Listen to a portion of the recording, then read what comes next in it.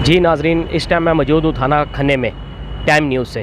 ठीक है, ये कुछ दिन पहले वक़ूआ हुआ है, ये हम इनके बयान कल दिन में हुआ है, तो ये अभी इनसे सुनते हैं। जी अस्सलाम वालेकुम। वालेकुम सलाम। अच्छा, आप बताएं बेटी का क्या नाम है आपकी? मेरी बेटी का नाम मरियम है। मरियम।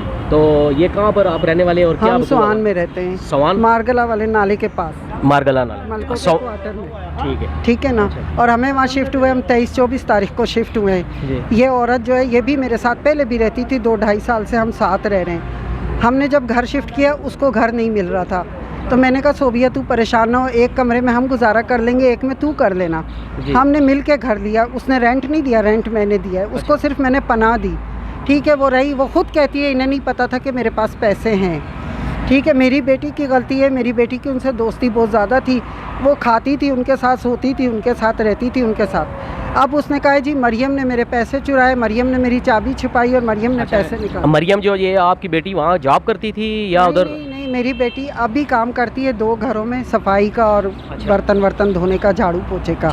ठीक है ना, वो खुद। और ये जो औरत है, ये मुझे पता है कि शायद हमारी अब भी ना सुनी जाए, क्योंकि इस औरत के ताल्लुकात और है हमारे, और हम गरीब और इज़्ज़तदार लोग हैं, हमारे किसी से कोई ऐसे ताल्लुक नहीं कि हम। अभी उन्होंने आपके बेटी के ऊपर चोरी का इल्ज़ाम लगाया, कितने पैसों का और कहाँ पर? 1,15,000 रुपये का। अच्छा। कोई थाना नहीं था, हमें नहीं पता, हमारे सामने एक सादे कागज़ पे दरख्वास्त लिखवाई है उसने, थाने में ही बैठ के। वो औरतों का थाना है सितारा मार्केट में, वहाँ पे उसने सादे कागज़ पे दरख्वास्त लिखाई, उसी ने साइन किए, वो वहाँ दे दिए। उसके बाद उन्होंने, और मेरे दामाद को मैंने फ़ोन करके ख़ुद बुलाया कि रिजवान आ मरियम को पकड़ के ले आए।